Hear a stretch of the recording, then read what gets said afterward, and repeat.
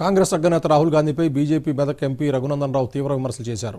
అధికారంలో ఉన్నప్పుడు ఏ ఒక్కరోజు రాజ్యాంగాన్ని పట్టించుకుని కాంగ్రెస్ ఇప్పుడు రాజ్యాంగాలు మార్చాలంటూ కొత్త పల్లవి అందుకుందని విమర్శించారు. నెహ్రూ నుంచి రాహుల్ వరకు కాంగ్రెస్ పార్టీలోని 5 తరాలు భారత రాజ్యాంగ నిర్మాత డాక్టర్ బిఆర్ అంబేద్కర్ను అవమానించాయన్నారు. సంగారెడ్డిలో రఘునందన్ రావు మీడియాతో మాట్లాడుతూ ఇందిరాగాంధీ, రాజీవ్ గాంధీలకు భారతరత్న ఇచ్చిన కాంగ్రెస్ రాజ్యాంగ నిర్మాత అంబేద్కర్కు ఎందుకు ఇవ్వలేదని ప్రశ్నించారు. రాష్ట్రంలో రైతుల ఆత్మహత్యలపై బీఆర్ఎస్ నేతలు మాట్లాడటాన్ని రఘునందన్ రావు తప్పుపట్టారు. అధికారంలో ఉన్నప్పుడు రైతుల ఆత్మహత్యలు కనిపించలేదా అని ప్రశ్నించారు.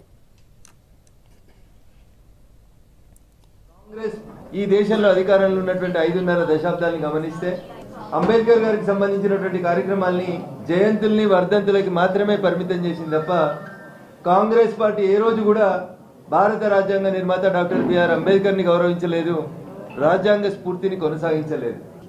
10 సంవత్సరాలు అధికారంలో ఉన్నప్పుడు ఫామ్ హౌస్ చుట్టూ దౌలతాబాద్ వాళ్ళు, మరుకు కోళ్ళు, గజ్వేల్ అసెంబ్లీ కాన్స్టిట్యున్సీకి సంబంధించిన రైతులు చచ్చిపోయిన రోజు ఏ రోజు కేటీఆర్ గారు కనబడలేదు రైతులు.